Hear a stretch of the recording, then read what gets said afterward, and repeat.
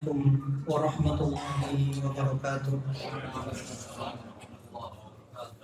Innal hamdalillah nahmaduhu wa nasta'inuhu wa nastaghfiruh wa na'udzu billahi min shururi anfusina wa min sayyiati a'malina.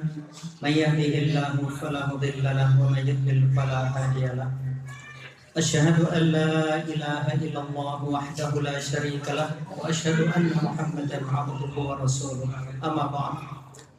Yang saya hormati Al-Mukarram Al-Ustadz Abdurrahman Al-Amiri, bapak-bapak jemaah salat maghrib, dan juga ibu-ibu yang senantiasa dirahmati oleh Allah Subhanahu wa Ta'ala. Puji syukur kehadirat Allah Subhanahu wa Ta'ala karena pada malam hari yang indah ini kita bisa dikumpulkan oleh Allah Subhanahu wa Ta'ala dalam suatu majelis yang indah, majelis yang mulia. Mudah-mudahan perkumpulan kita benar-benar diberkahi oleh Allah Subhanahu wa Ta'ala, diberikan pahala yang besar dan juga diampuni segala kesalahan-kesalahan kita. Salawat serta salam semoga tetap tercurahkan kepada junjungan kita Nabi besar Muhammad sallallahu alaihi wasallam. Mudah-mudahan kita senantiasa bisa istiqomah di dalam menepati sunnah-sunnah beliau. Jamaah sekalian, kami selaku pengurus Masjid Darussunnah menyampaikan banyak-banyak terima kasih atas kehadiran panjenengan semua, dan juga kami mohon maaf yang sebesar-besarnya karena Darussunnah ini masih baru, Pak. Jadi belum pengalaman, masih banyak sekali kekurangan-kekurangan. Untuk ibu-ibu yang di dalam rumah kami mohon maaf karena belum punya lokasi tersendiri. Doakan mudah-mudahan satu saat Darussunnah bisa diperluas. Kemudian untuk ibu-ibu barangkali ke toilet atau berwudu bisa di rumah kami di belakang. Kemudian kami menghimbau, marilah pertama kita meluruskan niat kita dalam rangka menuntut ilmu. Jangan sampai setan masuk dalam hati kita sehingga mengotori niat kita. Yang kedua, bagi bapak-bapak maupun ibu-ibu yang membawa anak-anak kecil, saya himbau terutama yang sudah memayez untuk didampingi, Pak. Didampingi ibu-ibu sekalian agar jangan sampai mengganggu kegiatan dakwah kita pada malam hari ini.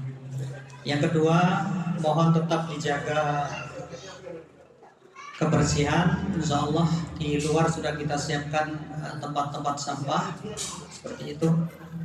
Jadi sekali lagi, mudah-mudahan apa yang kita perjuangkan selama ini senantiasa diberikan keberkatan oleh Allah Subhanahu wa Ta'ala.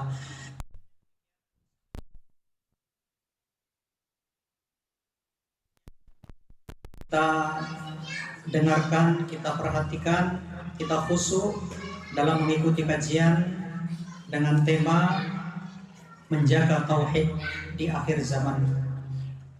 Marilah kita dengarkan bersama. Kepada Al-Ustadz Abdurrahman Al-Amiri kami persilahkan.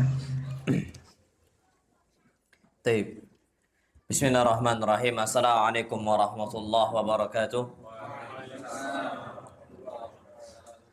Alhamdulillah wassalatu wassalamu ala Rasulillah. Hayyakumullah wa bayyakum wa saddadanillahu wa iyyakum alal khairi wal huda mahayyina. Wa as'aluhu bimannihi wa karamih ay yaj'alani wa iyyakum min ahlil ilmi wal qur'ani tadabbura wa fikha innahu ala kulli syai'in qadir wa bil ijabati jadir. Ayuha al-ikhwatul kiram, insyaallah subhanahu wa ta'ala di malam kali ini kita akan membahas sebuah tema yang penting tentang menguatkan tauhid di akhir zaman. Menguatkan tauhid di akhir zaman. Kita perlu tahu akhir zaman itu adalah masa di mana fitnah, ujian datang silih berganti. Semakin akhir kita hidup, di zaman akhir kita hidup, fitnah itu akan semakin datang banyak bertubi-tubi. Dan bahkan sebagaimana disebutkan oleh Nabi kita Muhammad sallallahu alaihi wasallam, beliau mengatakan la ya'ti amun illa wa ba'dahu syarrun minhu. Tidaklah datang sebuah zaman kecuali zaman setelahnya yang datang itu jauh lebih buruk dibandingkan zaman sebelumnya. Ini di mana-mana juga seperti itu. Bahkan zaman datang di akhir zaman itu seperti potongan malam yang gelap gulita, datang bertubi-tubi, na'am sahih. Akhirnya orang itu banyak yang tidak bisa membedakan bainal haqqi wal batil, antara yang hak dengan yang apa? Yang batil. Bahkan disebutkan, Masya Allah, iman di pagi hari itu bisa lenyap di sore hari. Dan kebalikannya, iman di sore hari bisa lenyap di pagi hari. Ini dikarenakan akhir zaman tuh ujiannya betul-betul berat. Maka disebutkan orang-orang yang tidak kuat tauhidnya, tidak kuat imannya di akhir zaman, dia akan goyang. Dia akan mudah apa? Digoyangkan dengan fitnah dunianya, dengan tawaran jabatannya, dengan tawaran fulusnya, dan sebagainya. Kalau dia nggak kuat, habislah dia. Ini yang perlu kita perhatikan. Maka tauhid itu harus dijaga sebaik mungkin. Taib.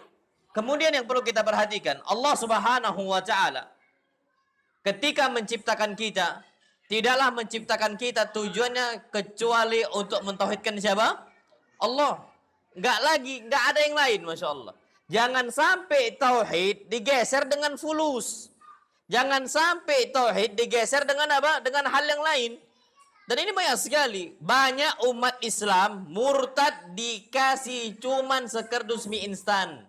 Na'udzubillah.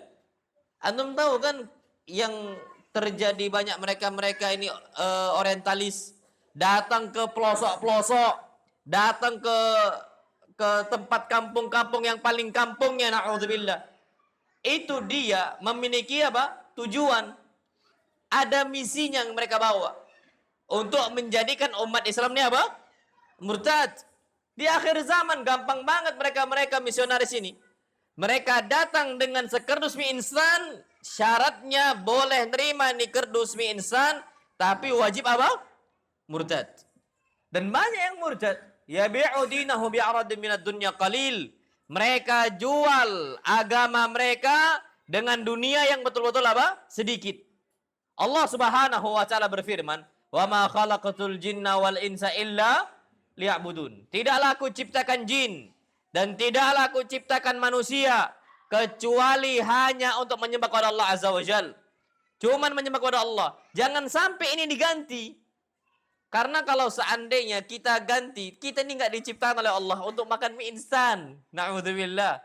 Kita ini nggak diciptakan oleh Allah Azza wa Jalla untuk mendapatkan kedudukan duniawi. Maka jangan diganti. Dan ternyata Masya Allah disebutkan oleh Nabi kita Muhammad SAW. Anda nggak tahu ini suaranya agak ini ya, agak kecil. Hah? Ayo. Taib.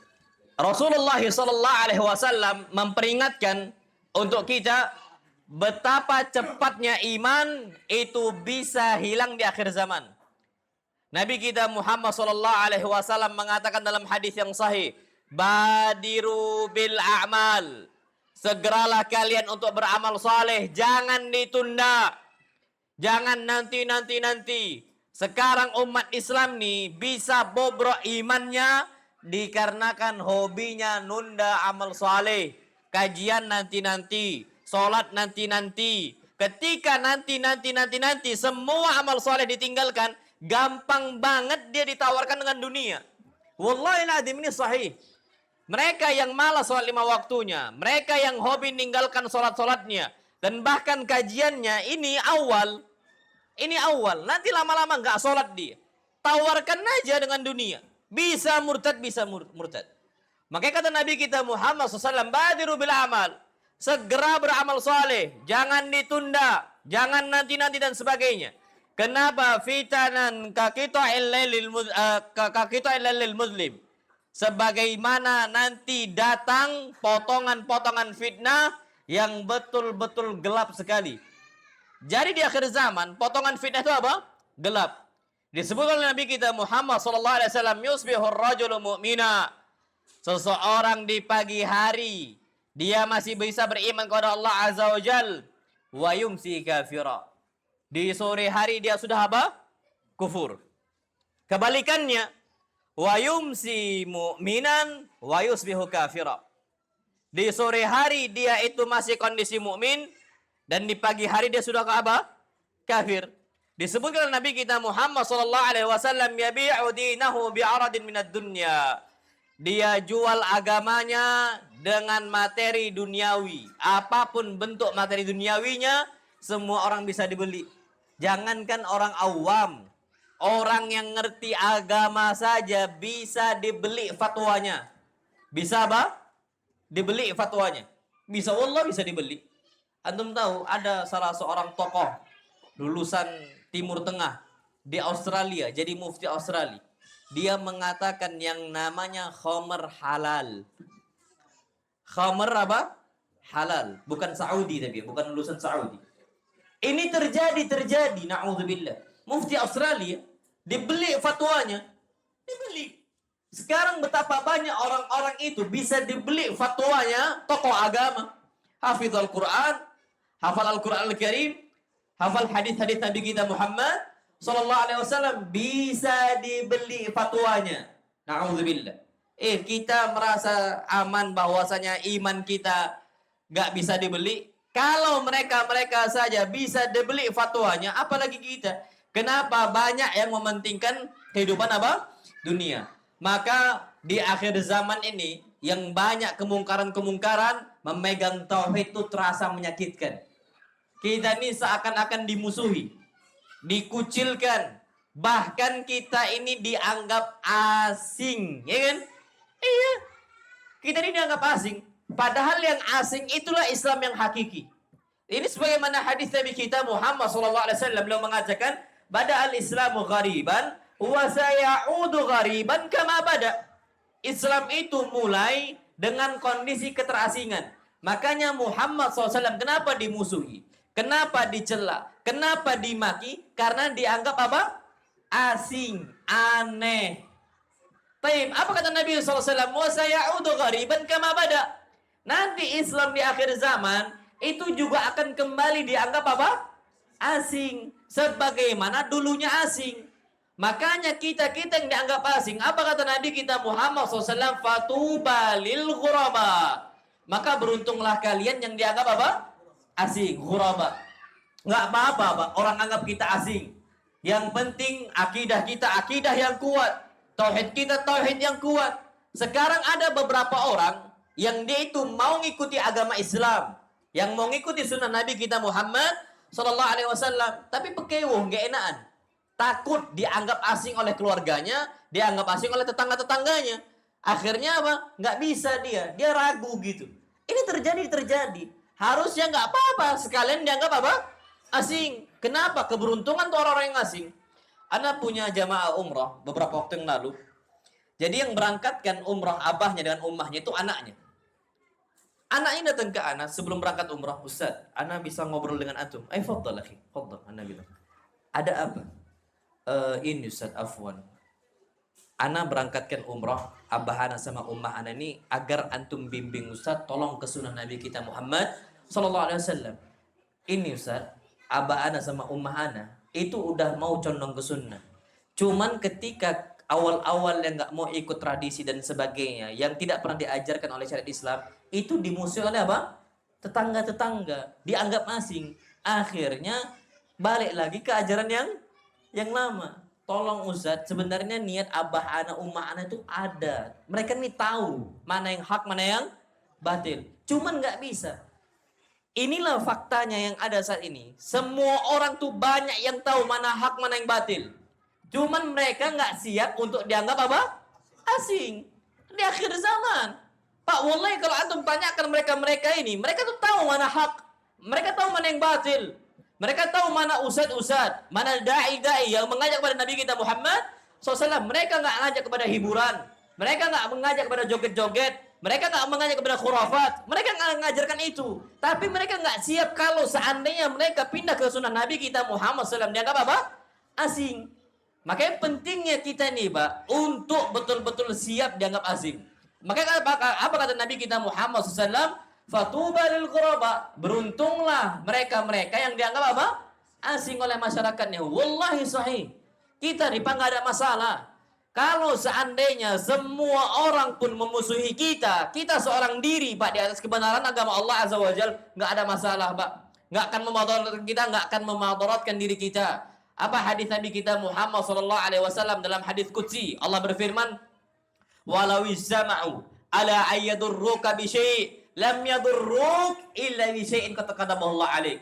Kalau seandainya manusia ini berkumpul, jinnya berkumpul untuk membahayakan engkau wahai Muhammad, lam yadurruk, mereka nggak akan bisa membahayakan engkau kecuali diizinkan oleh siapa?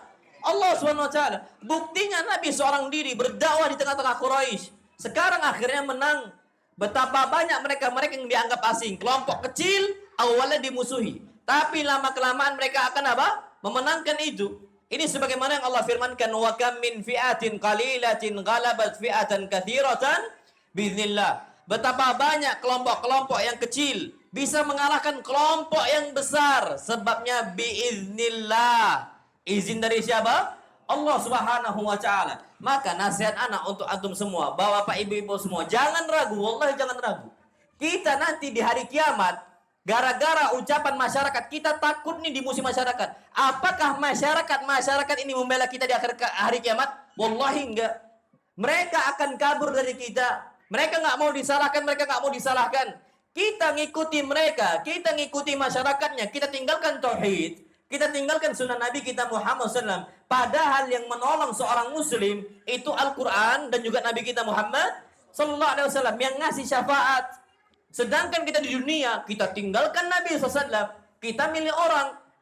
Di hari kiamat, kita ini nggak bisa nuntut kepada Allah. Kita nuntut mengatakan, Rabbana ha'ulai adalluna. Ya Allah, kami ini menyimpang gara-gara mereka. Fa'atihim adzaban di'fan minan nar. Berikan untuk mereka lipatan azab yang keras. Apa kata Allah? Jawaban Allah, qala likullin da'if. Semua orang dapat lipatan ganda dari azab Allah Azza wa Jalla. Jadi kita kena lipatan ganda azab, mereka juga apa? Kena. Rugi kita. Rugi dunia, rugi apa? Di akhirat. Makanya harus betul-betul dijaga, Pak. Jangan sampai ngikutin apa kata orang. Ikutilah hatta ustaz, hatta ana. Kalau ana salah dalam berbicara, tinggalkan ucapan ana, pegang ucapan Nabi kita Muhammad sallallahu alaihi wasallam. Kita dalam agama Islam ini hur. Kita ini bebas dari ucapan manusia. Kita ini cuma terkekang dengan ucapan Allah dan juga ucapan Nabi kita Muhammad sallallahu alaihi wasallam. Qala Allah dan qala Rasul. Kalau ucapan manusia kita bebas, hur, Pak. Kita ini cuma terikat dengan ucapan Allah Azza wa Jalla, dengan firman Allah Subhanahu wa taala. Makanya di akhir zaman, hadis Nabi kita Muhammad SAW itu jelas, ya'ti 'alan nasi zaman, akan datang sebuah zaman untuk manusia, as-sabiru fihim 'ala dinihi, orang yang bersabar memegang teguh agamanya, kal qabid 'alal jamar, seperti dia berpegang teguh dengan apa? Bara api. Pak, perhatikanlah, bara api itu aslinya kalau kita pegang, kita genggam sekuat-kuatnya, padam nggak bara api itu?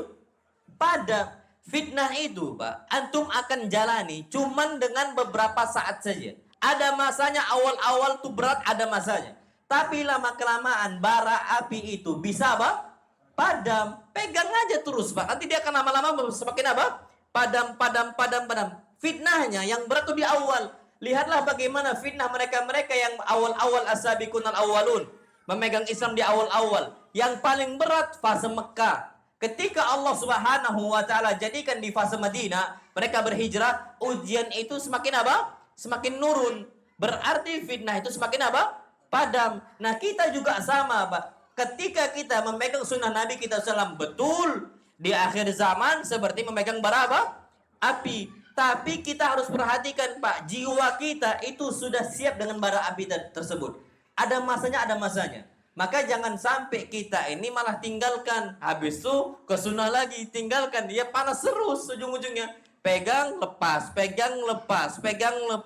Ya ujung-ujungnya kita hijrahnya nggak serius. Kita mentauhidkan Allah nggak serius. Ini yang terjadi, Pak. Ujung-ujungnya, iya betul ya, kayaknya betul-betul sakit nih kalau kita bertauhid kepada Allah Subhanahu wa taala. Makanya, Pak, sedangkan kita ini perlu tahu, kalau kita mau aman dunia dan akhirat, itu kita betul-betul harus apa? Betul-betul harus mentauhidkan Allah. Kita mau aman dunia, mau aman akhirat, harus benar-benar mentauhidkan siapa? Allah Subhanahu wa taala. Allah berfirman, "Alladzina amanu wa lam yalbisu imanahum bidzulmin." Mereka-mereka yang beriman kepada Allah dengan iman yang hakiki, dengan iman sebetul-betulnya iman. Wa lam yalbisu imanahum bidzulm. Mereka enggak campurkan keimanan mereka dengan kesyirikan. Sekarang banyak enggak orang mencampuri iman dan kesyirikan? Banyak tidak? Wallah banyak. Wallahi banyak. Imma khurafat, bahkan sampai ke syirik-syirik besar. Ana ambil contoh, dia sholat betul sholat, tapi masih datang ke dukun. Ada nggak? Ada banyak. Sholat dia. Ini kata Allah Subhanahu wa taala. Dia campurkan keimanan dengan apa? Kesyirikan. Nah, tapi kalau orang-orang yang beriman, walam yalbisu imanahum, mereka nggak campur adukkan iman mereka bidzulmin, dengan kesyirikan. Ulaika lahumul aman. Maka mereka mendapatkan keamanan dari siapa? Allah Subhanahu wa taala. Pak, di sini penting bagi kita. Jangan antum kira, oh enggak Ustaz, sekarang zaman semakin canggih. Insya Allah kesyirikan itu semakin ditutup oleh Allah. Oh enggak. Semakin canggih zaman ini, enggak menutup kesyirikan-kesyirikan yang ada. Antum tahu Pak, bahkan dukun pun main TikTok. Cek khaddam. Tahu antum tuh waktu itu? Yang sempat viral, cek khaddam lewat apa? TikTok. Zaman 2025 masih ada cek khaddam. Tapi kalau dulu mereka datang ke dukun, ke rumahnya. Sekarang cuma lewat apa? TikTok. Na'udzubillah. Antum ceklah itu. Sempat viral, sempat ramai waktu itu. Antum kira dukun itu tidak main teknologi? Main mereka. Dengan versinya mereka. Nah di sini Pak, ada banyak sekarang iman-iman dicampur kesyirikan. Kalau ditanyakan apa agama mereka, jawabannya apa? Islam. Tapi mereka nggak ngerti apa itu hakikat Islam. Mereka nggak tahu apa hakikat Islam. Taib Pak, siapa yang tahu arti Islam? Tunjuk tangan. Ayo, teman-teman. Saya? Ayo. Yang lain? Satu lagi, fadhal. Ayo, Ustaz ini, Masya Allah. Ayo, fadhal.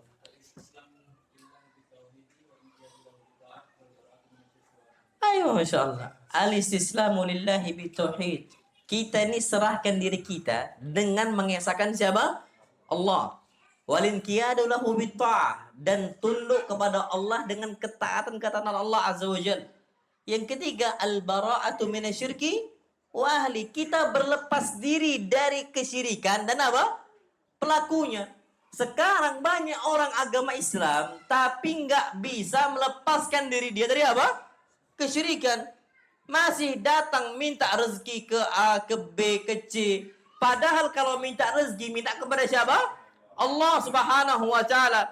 Wa idza sa'alaka ibadi anni fa inni qarib, kata Allah. Kalau ada yang bertanya, wahai Muhammad, kepada engkau tentang saya, fa inni qarib, kata Allah. Aku ni apa? Dekat. Ujibu da'watad da'i idza da'an. Aku kabulkan setiap orang yang mau meminta kepada saya. Nah di sini Pak, yang perlu kita perhatikan, sekarang banyak orang-orang datang minta rezeki, itu kemana? Mereka-mereka yang ada di alam apa? Kubur. Mereka campurkan Pak. Sekarang di akhir zaman nih justru semakin ramai, semakin marak nih Pak, meminta kepada ahli kubur. Sampai detik ini Pak, banyak nggak orang-orang yang melakukan safar jauh, tujuannya untuk minta rezeki kepada penghuni kubur? Banyak nggak? Banyak Pak. Bahkan tuh dibuat travelnya. Dibuat apa? Travel. Mereka nih traveling jauh, safar, tujuannya untuk meminta rezeki. Nyampe sana disuruh bayar. Nyampe kuburan disuruh apa? Bayar. Lah antum kalau minta rezeki ngapain antum kasih? Berarti mereka pun juga butuh apa? Fulus. Maka mereka pun juga butuh fulus, Pak. Ini cuma pengelabuhan, penipuan. Kalau kita memang mau mentauhidkan Allah Azza wa Jalla, tauhidkan Allah Azza wa Jalla. Minta rezeki cuma kepada siapa? Allah Subhanahu wa taala. Hatta mereka-mereka yang ada di kuburan, wallahi mereka itu nggak akan bisa ngabulkan apa yang kita minta. Allah firmankan dalam Al-Qur'an Karim. Allah mengatakan dalam Al-Qur'an Karim, kalau seandainya intad'uhum la yasma'u du'aakum. Kalau kalian berdoa kepada mereka-mereka penghuni kubur, maka mereka nggak akan bisa mendengarkan apa yang kalian minta. Wa in sami'u mastajabu lakum. Kalau mereka pun dengar apa yang kalian minta, mereka nggak bisa kabulkan apa yang kalian minta. Udahlah mereka nggak dengar. Yang kedua mereka nggak bisa apa? Kabulkan. Untuk apa kita meminta? Makanya di sini Pak, kita ini darurat tauhid. Di akhir apa? Zaman. Darurat kita ini. Wallahi darurat sedarurat ini. Apalagi khurafat banyak masuk.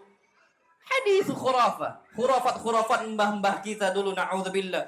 Antum tahu khurafat yang paling na'udzubillah yang merugikan umat Islam? Khurafat malam Jumat. Tengah malam apa? Itu Pak, khurafat merugikan anak-anak antum. Wallah sahih. Anak antum jadi penakut di situ. Khurafat semuanya. Anda nggak usah jauh-jauh Pak. Tengah malam itu yang bertebaran malaikat atau syaitan? Tengah malam yang bertebaran untuk kita malaikat atau syaitan? Malaikat. Jam 12 malam itu Pak, bukan syaitan yang bertebaran. Syaitan itu bertebarannya di waktu maghrib. Nah anak-anak kita waktu maghrib dikeluarkan semuanya. Tengah malam ditakut-takuti. Padahal maghrib yang keluar siapa? Syaitan. Makanya jangan dikeluarkan Pak waktu maghrib anak-anak kecil. Kecuali antum ruqyah. Anak tetap anak bawa anak-anak ke masjid. Tapi anak apa?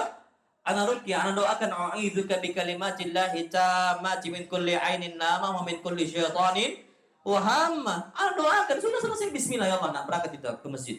Tapi sekarang anak-anak kecil dibiarkan hanya untuk main tok gitu. Di masjid habis itu keluar dia mak enggak dijaga sama orang tua dan sebagainya. Ini bahaya, Pak. Nah, sekarang anak-anak kita dikeluarkan waktu maghrib, ditahan waktu kapan? Tengah malam. Kalau Nabi beda, Pak. Apa kata Nabi kita Muhammad SAW? Gara-gara khurafat nih, Pak. Akhir zaman, merugikan umat Islam. Apa kata Nabi kita Muhammad SAW? Idza qarabatis syams fakufu sibyanakum. Kalau matahari sudah mulai terbenam, tahan anak-anak kalian di rumah kalian. Jangan dikeluarkan. Fakufu sibyanakum. Tahan anak-anak kalian. Tutup jelas-jelas semuanya. Kenapa alasannya? Fa inna syayatina tantashiru hina idin. Karena di saat itu yang nyebar siapa? Syaitan. Di saat itu yang nyebar syaitan. Tapi apa kata Nabi kita Muhammad SAW? Fa idza dhahaba amatul lail. Kalau seandainya larut malam sudah datang, udah memasuki tengah malam, faba'athuhum. Bebaskan mereka, keluarkan mereka dari rumah-rumah kalian. Kenapa? Karena di saat itu yang nyebar siapa? Para malaikat. Sekarang kita ditakut-takuti. Masya Allah. Jangan tengah malam. Nanti ada apa? Pak, antum tahu di Amerika setannya cuma satu, apa namanya? Dracula. Di Cina cuma satu, apa namanya? Vampir. Di Arab cuma satu, ghul namanya. Hadis Nabi wa idza taqawwalat alaikumul ghailan. Hadis Nabi ghul. Di Indonesia semua dikoleksi, pocongnya, terus genderuwonya, yang tua ada, suster ngesot pun ada, kuntilanak ada, tuyul pun ada. Masya Allah, semua dikoleksi orang Indonesia. Dan antum kira Pak, akhir zaman semakin stop kesyirikan khurafat-khurafat itu? Oh enggak, semakin rame itu Pak. Syaitan itu Pak dilariskan di Indonesia, dilariskan, dikontenkan, bahkan di YouTube masuk, bioskop masuk, di semua platform live itu Pak masuk Pak. Padahal banyak penipuan-penipuan di sana, tidak hakiki. Akhirnya dampaknya Pak, anak-anak kita, anak-anak apa penakut. Wallah penakut anak-anak sekarang nih Pak, na'udzubillah. Imannya tuh kayak Masya Allah rapuh banget gitu. Dan antum tahu Pak, na'udzubillah, yang paling ditakuti lagi bukan tengah malam. Tengah malam, malam apa? Jumat. Padahal malam yang paling afdol, malam apa? Jumat. Wallah ini talbis iblis. Syaitan yang bergerak di akhir zaman nih Pak. Bagaimana mereka itu akhirnya nggak menghidupkan tengah malam. Padahal ulama salaf zaman dahulu, mereka menghidupkan malam bukan di awal malam, tapi tengah malam sampai sepertiga malam, sampai ke waktu subuh Pak. Itu waktu mereka menghidupkan malam. Dan terbukti Pak, terbukti tengah malam tuh yang keluar tuh para malaikat tuh terbukti. Bahkan kata Allah SWT, Inna Qur'anal fajri kana masyhuda. Sesungguhnya bacaan di waktu fajar itu disaksikan oleh para Malaikat. Terbukti kenapa Pak? Ana itu punya ayam kampung. Dulu banyak banget. Tujuannya untuk kami makan-makan dengan santri. Itu bisa sampai 40-an ayam kampung. Insya Allah. Banyak banget ayam kampungan waktu itu. Anak pelihara sendiri aja, nggak anak jual. Pokoknya ada setiap waktu itu Pak, semisal sebulan 2 kali, itu anak buat acara untuk makan-makan dengan apa? Santri. Anak tuh sampai hafal Pak. Tunggulah jam 11 lebih gitu ya. Itu ayam tuh mulai apa? Berkokok. Padahal Pak, kalau antum nggak percaya, hadis Nabi kita Muhammad SAW, beliau mengatakan, "Idza sami'tum siyahadika." Kalau kalian dengar suara kokokan apa? Ayam. Fas'alullaha min fadli. Berdoa kepada Allah, minta keutamaan Allah. Apa sebabnya? Apa alasannya? Fa innaha ra'at malaka. Karena ayam ketika berkokok, dia sedang melihat siapa? Malaikat. Dan ternyata Pak, ayam itu ada buta. Kapan butanya? Ada buta ayam. Kapan itu? Waktu maghrib. Mulai waktu maghrib sampai malam dia buta. Buta. Makanya Pak, nangkep ayam itu nggak ada ceritanya siang. Nangkep ayam kapan? Maghrib, malam. Itu ditangkap Pak. Itu ditangkap ayam itu. Anak datang ke kandang, anak ambil ayam, sudah. Anak ikat untuk besok. Selesai. Kalau nangkepnya siang, susah banget ditangkap. Anak nggak bisa nangkep ayam itu siang-siang, nggak bisa. Tapi santri bisa. Santri itu pokoknya hebat. Masya Allah. Ana bilang, kita mau makan-makan nih, besok kita makan-makan. Antum bisa nggak siang ini antum tangkap ayam A, B, C? Ana tunjuk tuh gitu. Bisa. Ustadz, sudah kami tangkap ayamnya. Masya Allah. Yang bisa nangkep ayam siang-siang cuma apa? Santri. Masya Allah. Saking semangatnya mereka mau makan gitu kan. Masya Allah. Ayo. Jadi antum tahu kan, itu di malam hari dia buta.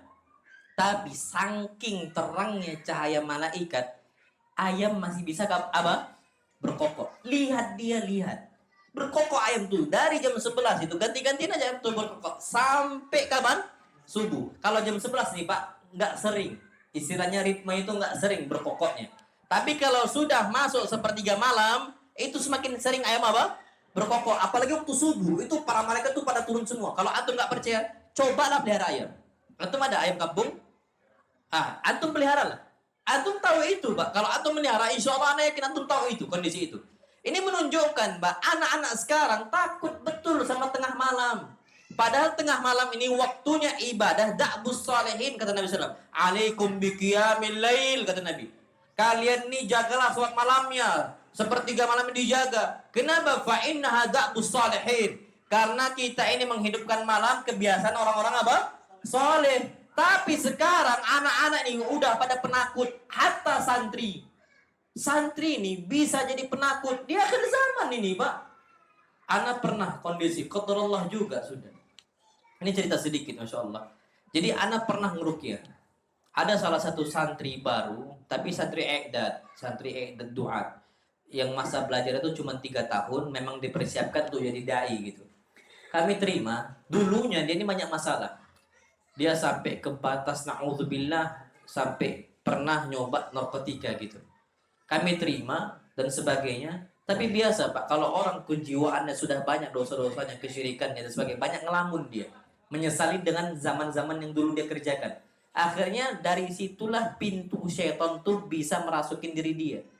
Tapi akhirnya dia banyak ngeluh gitu. Sampai nangis. Ana bilang, jadi dia cerita, curhat sama salah satu ustadz di pondok kami.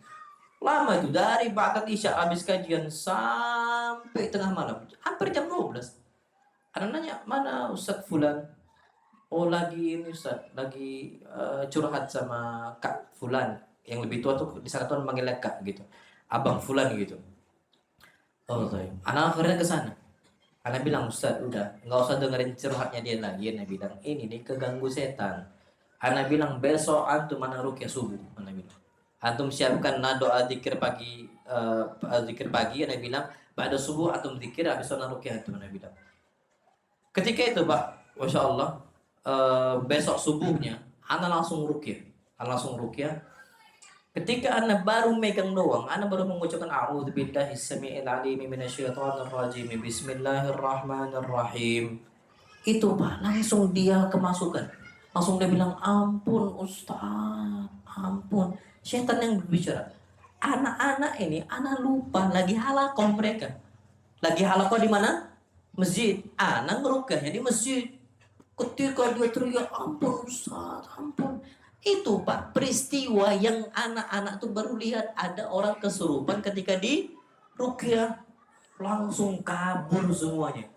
Anak-anak tuh langsung apa? Kabur, langsung takut. Ada ustad-ustadnya, bilang udah nggak apa, biarin di sini. Anak lupa, ya Allah, iya ya. Akhirnya no suruh mereka semua untuk apa? Untuk pulang dulu ke asrama untuk nggak lihat kondisi itu. Tapi pas besoknya, lewatlah malam itu. Besoknya anak bangun anak-anak. Pas anak bangunin, kok bau pesing. Rupanya Pak, kencingnya di jendela. Masya Allah. Karena nggak berani untuk berangkat kemana? Toilet kamar mandi. Ini Pak, takut betul. Akhirnya anak kumpulkan semua santri, anak bilang nggak boleh ada jadi penakut, anak bilang. Tauhid di sini dijaga. Jangan sampai penakut sama syaitan. Jadilah sebagai mana Umar bin Khattab. Apa kata Nabi SAW? Lau salaka Umar fajjan. Kalau Umar melewati sebuah jalan, la salaka syaitanu fajjan min ghairi fajj Umar. Niscaya syaitan itu akan cari jalan yang lain selain jalannya siapa? Umar. Ditakuti Pak Umar bin Khattab. Jadi kayak gitu. Jangan jadi orang budak-budak siapa? Syaitan. Sama syaitan takut. Sama syaitan takut. Sampai kita na'udzubillah di akhir zaman nih Pak. Kita melewati pohon beringin. Kita bilang apa? Misi mbah. Mbah siapa? Misi mbah. Wallah mbah siapa Pak? Wallahi pohon ini siapa yang menghidupkan? Allah Azza wa Jal. Allah yang menghidupkan. Allah yang ngasih rezeki untuk pohon ini. Kok bisa-bisanya kita misi sama mbah? Mbah siapa yang kita minta misinya? Kalau ulama salaf zaman dahulu, biasa aja mereka, jangan tempat sepi. Mereka cuma mengucapkan a'udzu bikalimatillahi tammati min syarri ma khalaq. Selesai. Ini enggak ditakut-takuti A, B dan C. Dan ini akhir zaman udah banyak, Pak. Dulu ada kejadian juga lewati terowongan apa harus apa? Klakson. Harus klakson. Ini khurafat yang terjadi. Dan dikira, Pak, antum enggak. Dulu misi mbah. Teknologi semakin canggih di akhir zaman, klakson. Yang dulu cuma misi mbah, sekarang pakai apa? Klakson. Beberapa kali di klakson.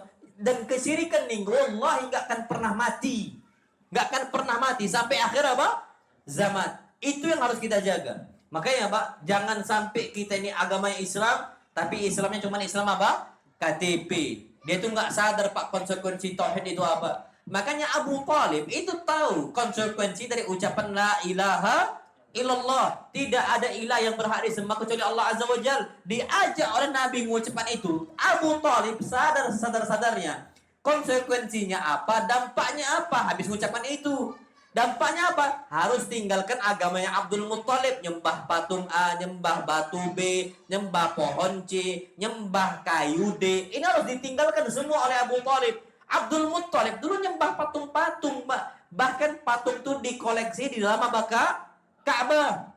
Dikoleksi. Mereka minta kepada patung-patung tersebut. Apa kata mereka? Ma na'buduhum illa liyuqarribuna ilallahi zulfa. Kami nggak nyembah mereka kecuali agar mereka ini mendekatkan kami kepada siapa?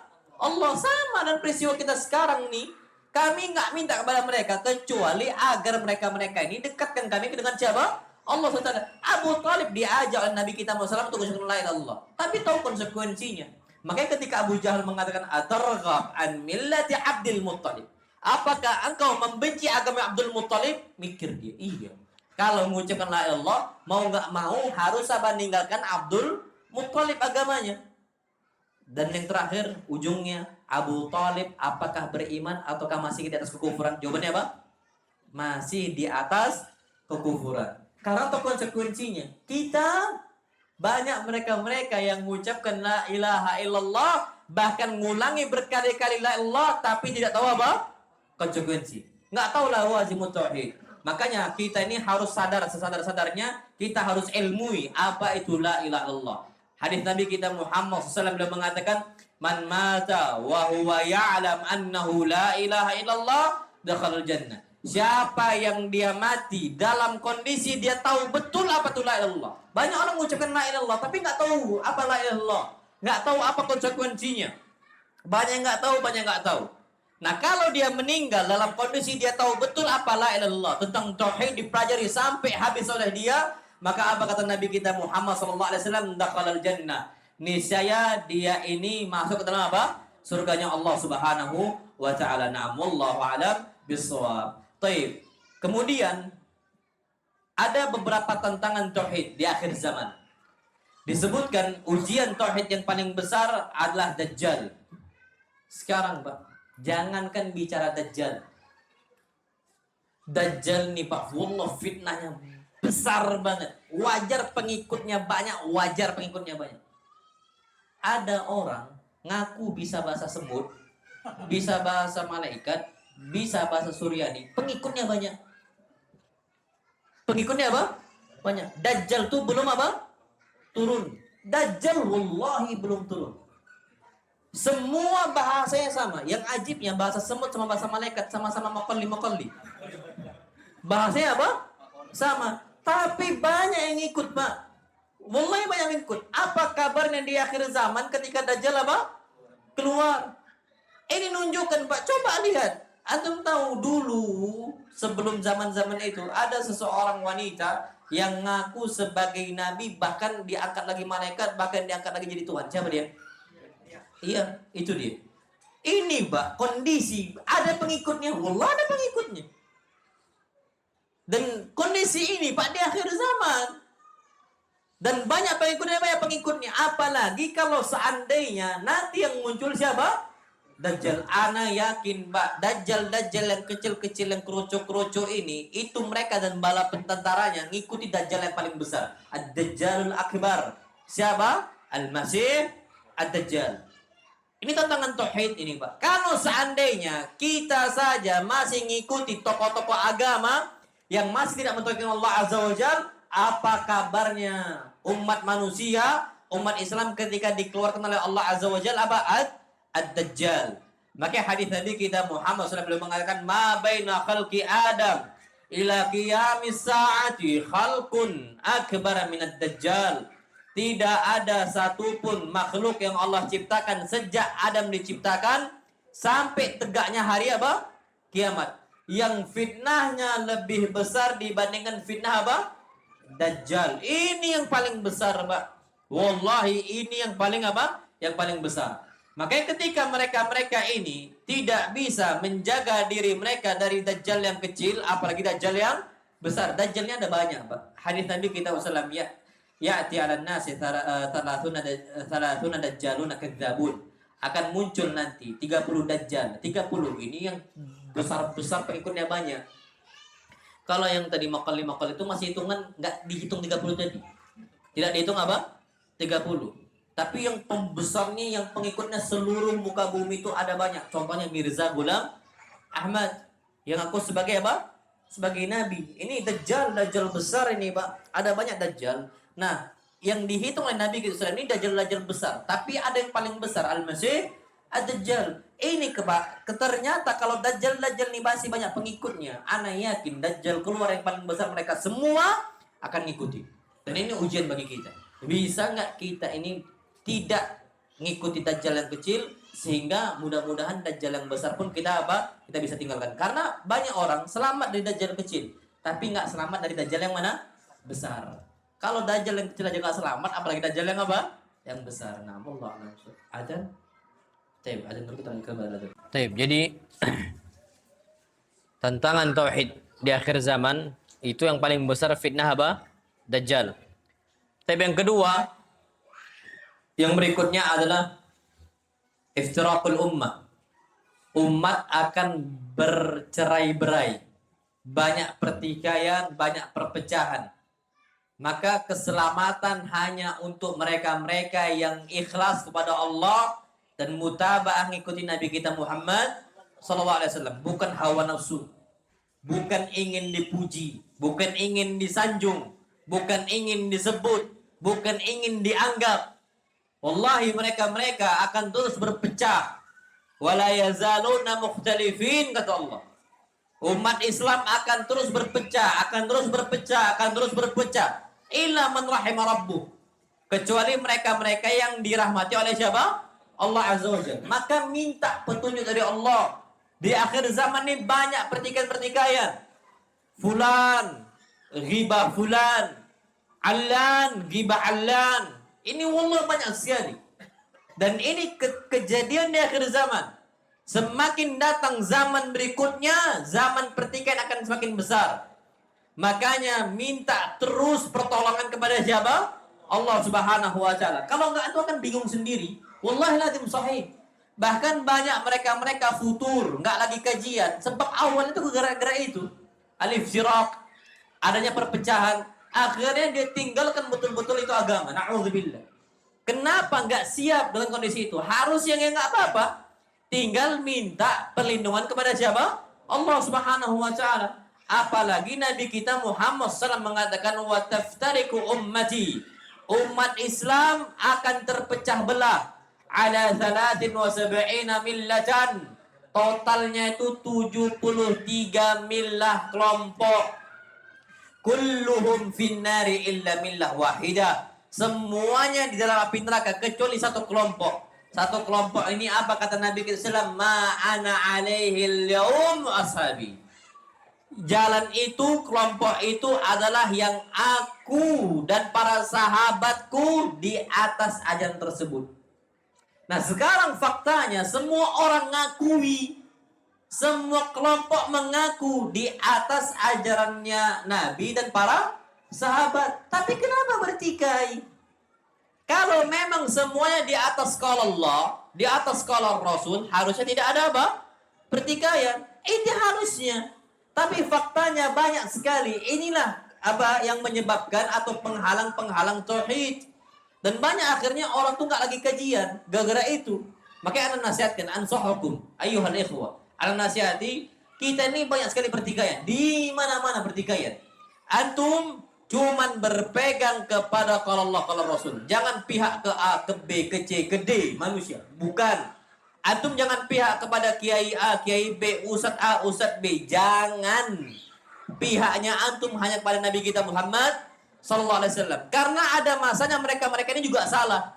Al-Imam Malik rahimahullah, beliau lagi ngajar, Imam Malik. Tiba-tiba ketika Imam Malik lagi ngajar, beliau mengatakan kullun yukhadu ghairat. Semua pendapat manusia, ucapan manusia bisa diambil, bisa apa? Ditolak. Hatta ustaz-ustaz kita, hatta para kiai-kiai kita, itu ucapan-ucapan mereka bisa diambil, bisa apa? Ditolak. Jadi enggak semuanya 100% apa? Benar. Yang 100% semuanya benar illa sahibu hadil qabr. Peganglah ucapan Nabi kita Muhammad sallallahu alaihi wasallam. Maka kita harus berpegang teguh bihablillah dengan talinya Allah Subhanahu wa taala, dengan syariatnya Allah Subhanahu wa taala. Dan pun kalau ada pertikaian, jangan sampai antum itu masuk dalam pertikaian itu. Jangan masuk. Dan di akhir zaman, orang yang terbaik adalah mereka-mereka luzumul bait. Yang mereka-mereka ini nggak masuk di fitnah. Yang mereka-mereka ini lebih memperbanyak diam di mana? Di rumahnya. Antum ke masjid, jangan pernah tahu tentang masalah A, B, dan C. Yang antum tahu cuma qala Allah dan qala Rasul. Kalau udah masuk ke dalam ghibah, antum tinggalkan. Takutnya, Pak, tauhid kita ini bermasalah. Anda tahu beberapa ikhwah nggak lagi kajian, nggak lagi nampak untuk menuntut ilmu. Sebabnya gara-gara itu. Sakit hati dengan A, sakit hati dengan apa? B. Kenapa dia masuk ke pintu fitnah? Kenapa dia masuk ke pintu apa? Fitnah. Harusnya datang ke masjid, sholat. Datang ke masjid untuk apa? Kajian. Kalau ada satu yang memercikkan pintu iftiraq, pintu perpecahan, atau bahkan na'udzubillah ghibah yang dinormalisasikan, yang dianggap wajar ghibah tersebut, antum pergi. Apa kata Allah Subhanahu wa taala? Fala taq'udu ma'ahum. Jangan duduk bersama mereka. Sampai kapan? Hatta yahudu fi haditsin ghairi. Sampai mereka-mereka ini pindah pembahasan yang lain. Kalau kita nggak mau, kita nih nggak ngomong, kita nggak ikut ghibah, cuman kita duduk bersama mereka, ikut dengar. Apa kata Allah Subhanahu wa taala? Innakum idzam mithluhum. Kalian sama statusnya dengan mereka. Sama-sama tukang apa? Ghibah. Itu ujung-ujungnya. Banyak orang sakit hati. Makanya anak sarankan kepada antum semua, jangan kita memperbanyak masuk di pintu apa? Fitnah. Wallahi tauhid ini, itu syaitan akan terus bergerak. Antum tahu, Masya Allah. Disebut dalam sebuah hadis, Nabi kita SAW mengatakan, Aisa iblis an ya'budahul musalluna fi jaziratil Arab. Iblis itu udah putus asa dia, udah pesimis untuk memerintahkan mereka-mereka yang di Jazirah Arab untuk berbuat syirik, nyembah iblis. Udah nggak bisa lagi di Jazirah Arab, udah sulit sekarang kondisinya. Tapi apa kata Nabi kita SAW? Walakin fit tahrishi bainahum. Yang bisa menghantarkan mereka, mencegah mereka dari pintu tauhid dengan cara apa? Bercerai. Akhirnya futur, akhirnya malas. Akhirnya masjid tak nampak lagi. Bahkan na'udzubillah, Pak, pertikaian terjadi. Orang tuh bisa benci dengan masjid. Bisa benci dengan apa? Masjid. Na'udzubillah. Saking buruknya pertikaian, Pak. Bahkan rela sholat di rumahnya, nggak mau ke masjid gara-gara apa? Pertikaian. Anak sholat di rumah aja nggak mau ke masjid. Masjid itu ada Pak Fulan, ada Mas Fulan. Wallahualam. Itu dibawa ke sana. Awalnya antum jangan pede, Pak, nggak sholat di masjid. Anak kan tetap sholat di rumah. Iya, siapa yang jamin? Anak tahu, Pak, dulu di tempat kami ada salah satu jamaah. Anak rukyah dia kemasukan syaitan ketika itu. Anak bantu rukyah. Kemudian ketika anak merukyah, datanglah waktu asar. Akhirnya anak bilang, anak sadarkan dulu bapak ini. Pak, sadar Pak. Bismillah. Bismillah, anak sadarkan dia dulu. Sadar dia. Udah adin asar. Sholat dulu kita ke masjid. Besok, Ustaz, anak boleh sholat di sini aja? Enggak, Pak. Antum udah ngaji kok. Anak tahu benar beliau itu dulu sering ngaji. Antum udah ngaji ke masjid, anak bilang. Katanya, oh enggak, Ustaz. Akhirnya anak dibisikin dengan ikhwan yang lain. Ustaz, beliau itu enggak pernah lagi sholat. Bukan lagi ke masjid. Masya Allah. Akhirnya anak bilang, Pak, antum enggak mau ke masjid, anak enggak ngerugi antum. Antum kalau mau anak rukyah, anak bantu untuk ngobatin. Antum harus kemana? Ke masjid. Minta pertolongan kepada Allah Azza wa Jalla untuk disembuhkan. Anak bantu ngobatin doang, anak bilang. Tapi kalau antum nggak mau ke masjid, anak nggak akan mau ngerukyah antum, anak bilang gitu. Akhirnya berangkat ke masjid. Pas pulang cerita dia, iya Ustaz, anak dulunya merasa aman-aman aja untuk sholat di rumah. Rupanya akhirnya anak nggak lagi sholat. Masya Allah. Akhirnya anak ke ikhwan. Jadi apa yang tersisa dari beliau? Kata ikhwan, ada Ustaz. Apa? Jenggotnya. Masih ada jenggotnya, tapi nggak pernah lagi sholat. Jenggotnya masih ada. Ya, apa yang tersisa dari beliau? Anak mau tahu kapasitasnya untuk anak ajarkan dari awal. Nggak ada lagi Ustaz. Yang sisa cuma apa? Jenggot. Jenggotnya masih ada, alhamdulillah. Jenggotnya tapi masih apa? Masih ada, tapi nggak lagi sholat. Ini Pak, orang itu dengan cara fit tahrishi bainahum untuk saling membenci, saling bertikai, ujung-ujung bisa nggak sholat? Karena dia benci banget sama masjid itu. Karena ada Pak Fulan. Bahaya nggak itu? Wallah bahaya. Makanya penghalang untuk kita mentauhidkan Allah Azza wa Jalla disebutkan iftiraqul ummah. Perpecahannya apa? Perpecahannya umat. Wallahu a'lam bishawab. Yang berikutnya, penghalang kita dari tauhidkan Allah Subhanahu wa taala, menjamurnya para penyeru kesesatan, para dai-dai kesesatan. Ini sebut oleh Nabi kita Muhammad sallallahu alaihi wasallam, du'atun ala abwabi jahannam. Mereka-mereka inilah para dai yang mengajak kepada pintu-pintu neraka apa? Jahannam. Man ajabahum ilaiha qadhafuhu fiha. Siapa yang memenuhi dakwahnya mereka-mereka para dai yang ngajak kepada pintu jahannam, qadhafuhu fiha. Kita akan dimasukkan oleh mereka ke dalam neraka apa? Jahannam, na'udzubillah. Jadi bahaya nih Pak. Sekarang banyak dai-dai yang menyuruh kepada apa? Kesyirikan. Wallahi banyak Pak. Banyak dai nggak apa-apa pakai gelang untuk apa sehat. Antum tahu itu?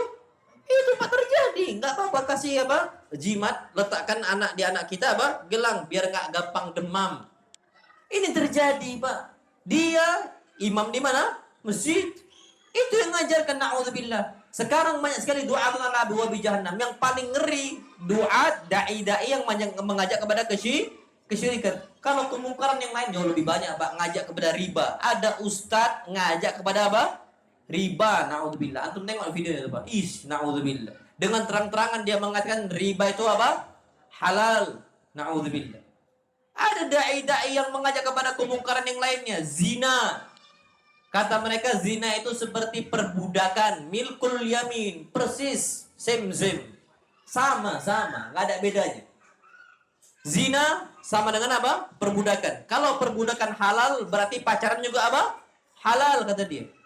Bahkan sempat ditolak, itu sampai mau dijadikan disertasi S3 kan. Tahu nggak antum dulu itu konsep milkul yamin? Iya, doa ala abwabi jahannam. Walhamdulillah MUI gerak, semua ulama tokoh-tokoh agama kita apa? Gerak untuk membantah itu. Tapi ada doa ala abwabi jahannam. Nah, dai-dai yang lebih paling ngeri itu, Pak, bukan cuma zina, riba, bukan, tapi ngajak kepada apa? Kesyirikan.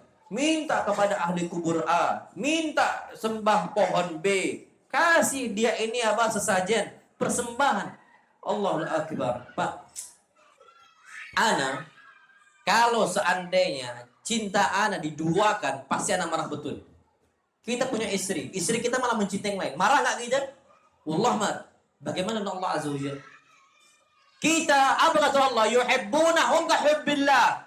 Mereka cinta Allah iya, tapi juga sama dengan seperti mereka mencintai yang lain sebagaimana mereka mencintai siapa? Allah. Diduakan Allah Azza wa Jalla, disekutukan. Siapa yang nggak marah, Mbak? Kita aja cinta kita kalau disekutukan, diduakan, marah nggak kita? Marah. Ini kita lebih sayang dengan pohon tersebut. Kita sampai sujud untuk pohon. Na'udzubillah. Dengan ritual-ritual tertentu. Doa itu ala abwabi jahannam.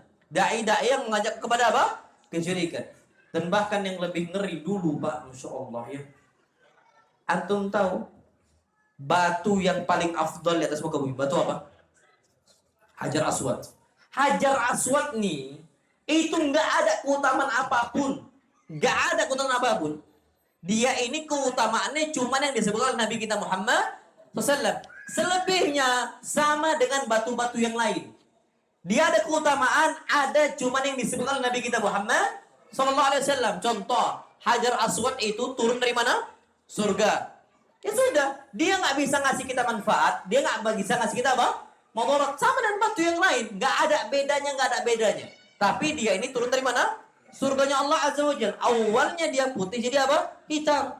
Makanya Umar bin Khattab radhiyallahu ta'ala itu nggak mau aslinya mencium. Tapi karena Rasul mencium, akhirnya Umar juga apa? Mencium. Bahkan apa kata Umar bin Khattab? Ya kepada Hajar Aswad. Inni a'lam annaka hajarun. Aku tahu betul kau ini cuman batu. La tanfa' wa la tadur. Engkau enggak bisa ngasih saya manfaat, engkau enggak bisa ngasih saya apa? Mudarat. Enggak bisa. Walaula anni ra'aitu Rasulullah yuqabbiluka ma qabbaltuka. Kalau aku tidak lihat Rasul mencium engkau, mustahil aku cium engkau. Karena cuman apa? Batu.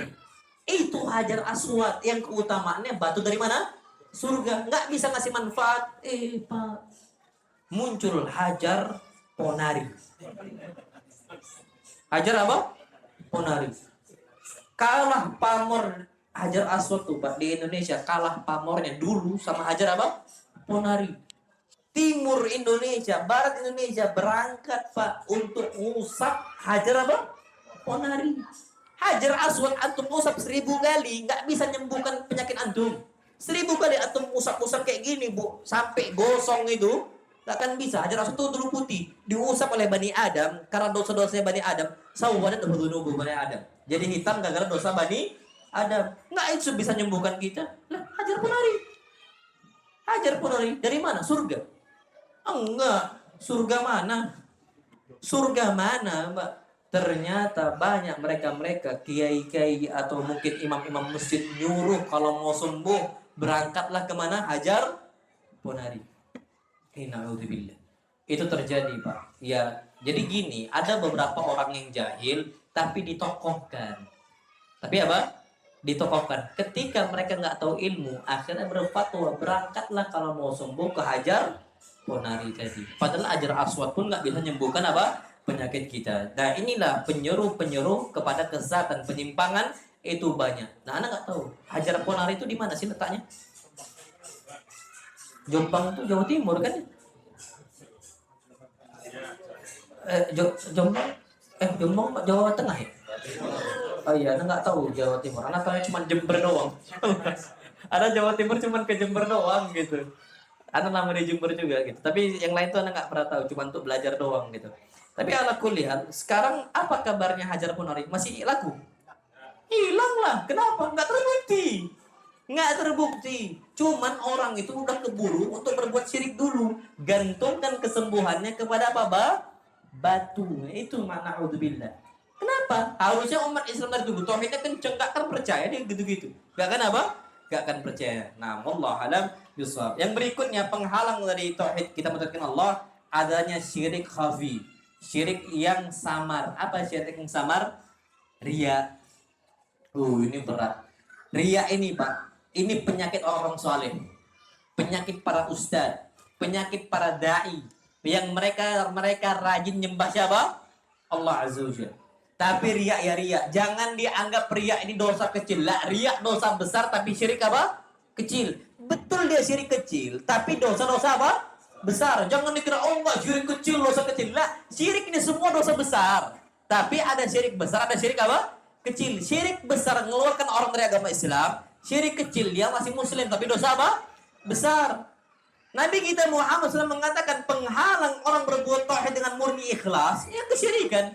Syirik apa? Syirik khafi tapi dia. Syirik apa? Kecil. Bahkan Nabi kita SAW mengatakan inna akhwafa ma akhafu alaikum asyirkul asghar. Yang paling aku takutkan menimpa kalian wahai umat Islam itu syirik kecil. Qalu wa masyirkul asghar ya Rasulullah. Apa syirik kecil itu wahai Rasul SAW?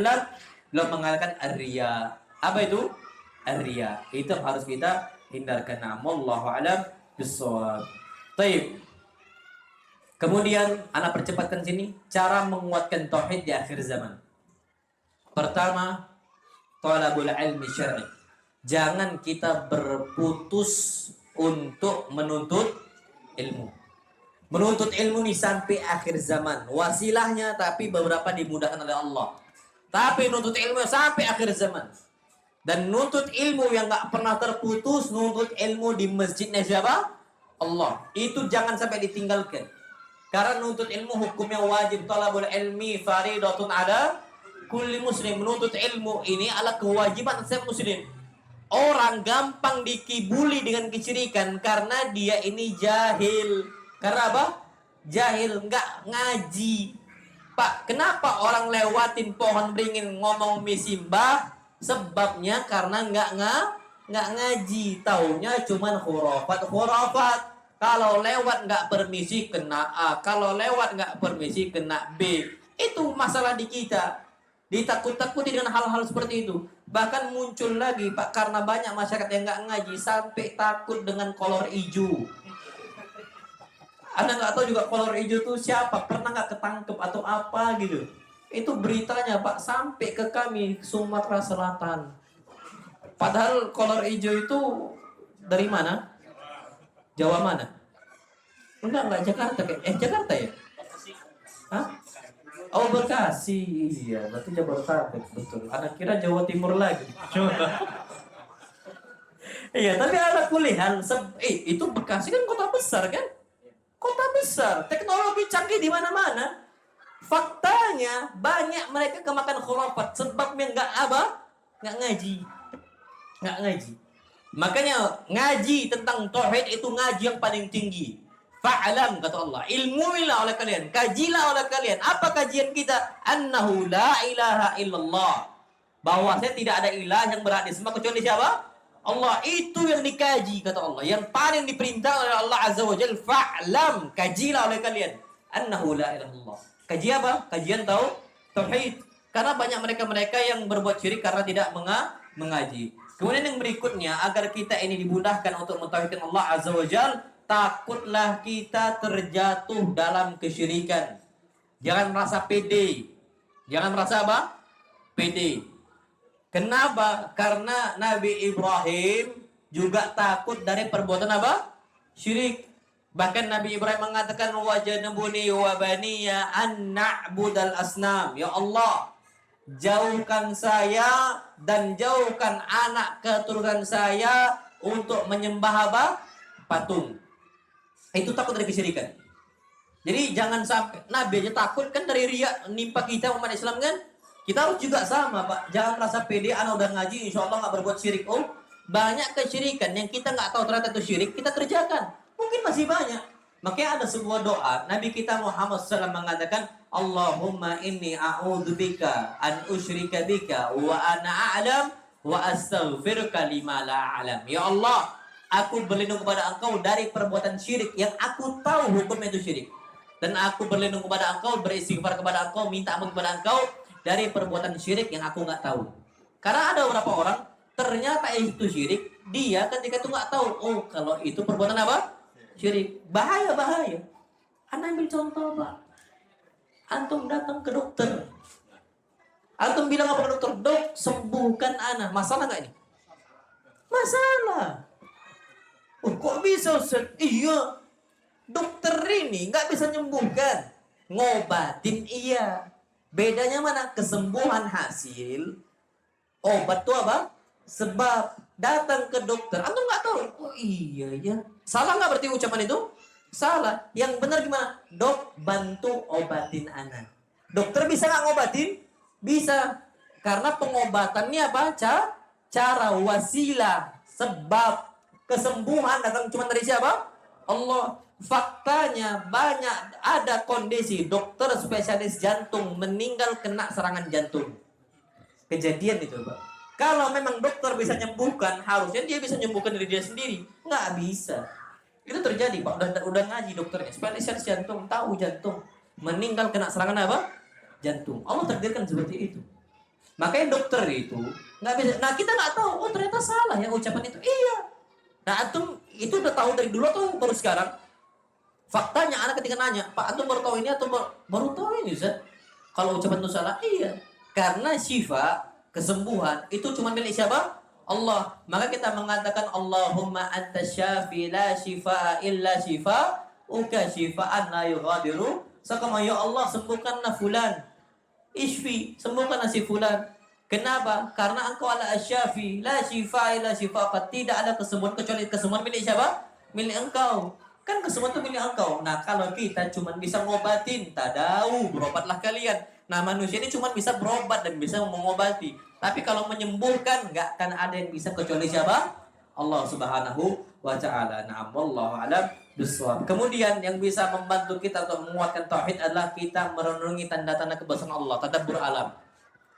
Ini penting, Pak.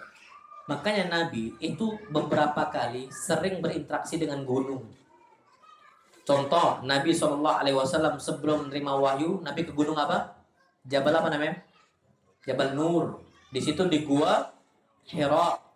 Nabi SAW di Madinah. Itu di Mekah. Kalau di Madinah Nabi SAW di mana seringnya? Jabal Uhud. Ini sering disebutkan Jabal-Jabal dalam Sirah Nabawiyah. Kenapa? Karena dengan kita naik ke atas gunung, itu lebih memudahkan kita bagaimana melihat kebesaran Allah Subhanahu wa Ta'ala. Besar betul Allah Azza wa Jalla. Kenapa yang di bawah itu semua besar, tampaknya dia apa? Kecil. Perhatikan ciptaan Allah, langitnya luas dan sebagainya. Itu salah satu wasilah kita bisa mengerti Allah. Ana bahkan Masya Allah ya, beberapa waktu lalu tuh Ana ke museum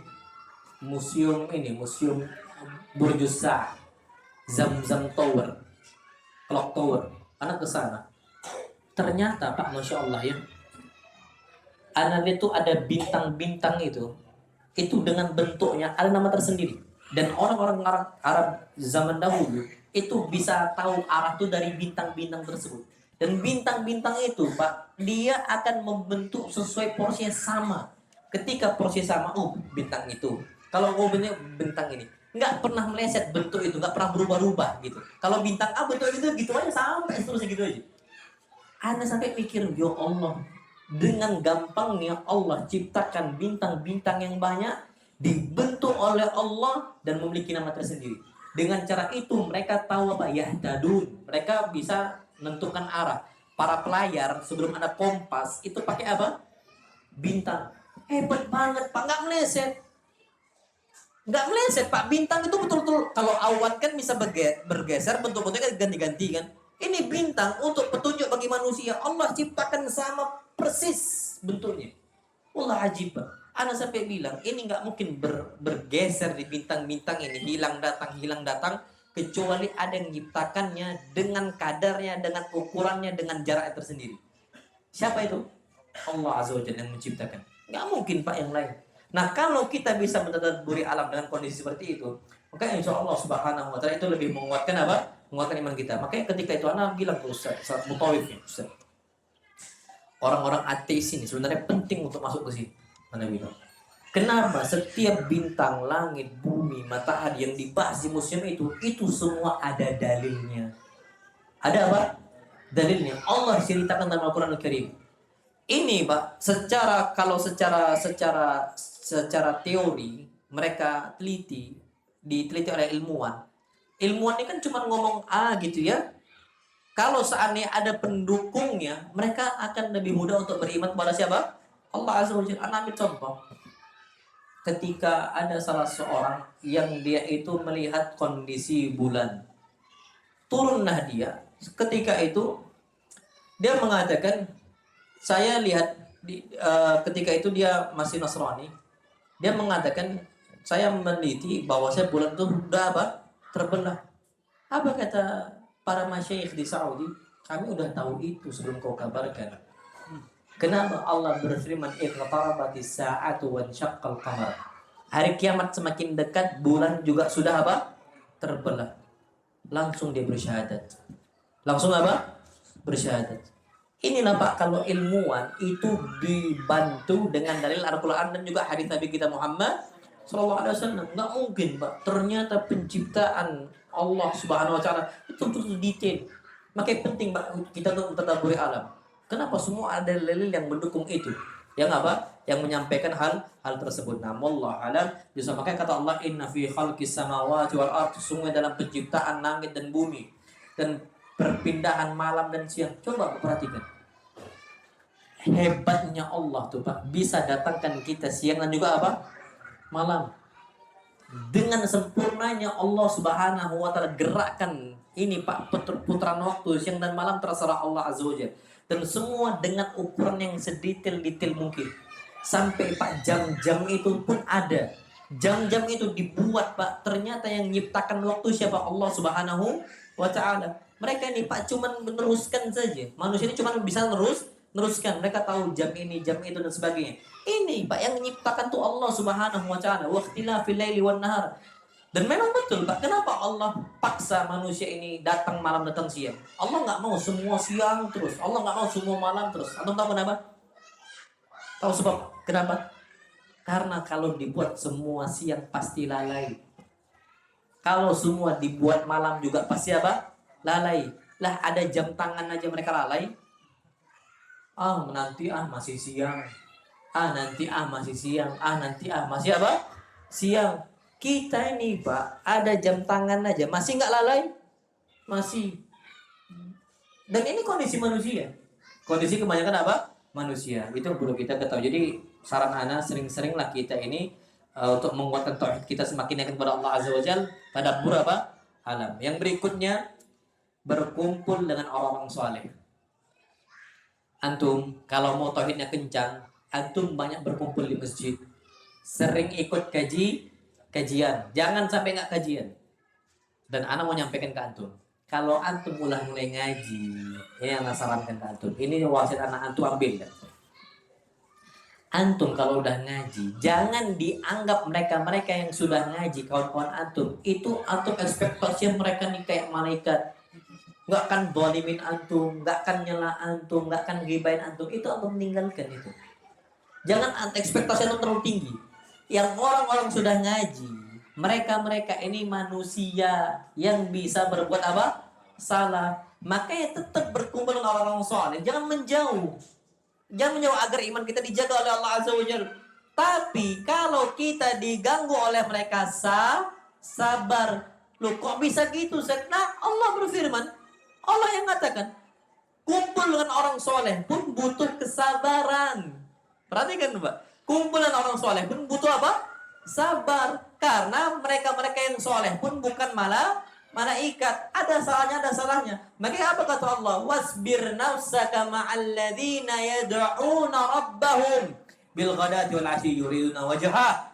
Engkau itu harus sabar. Duduk bersama mereka yang soleh. Berdoa kepada Allah. Di pagi hari mereka berdoa kepada Allah. Di sore hari mereka berdoa kepada Allah. Yang sesoleh-soleh itu pun kita harus sabar duduk dengan mereka. Kenapa? Karena mereka bukan siapa?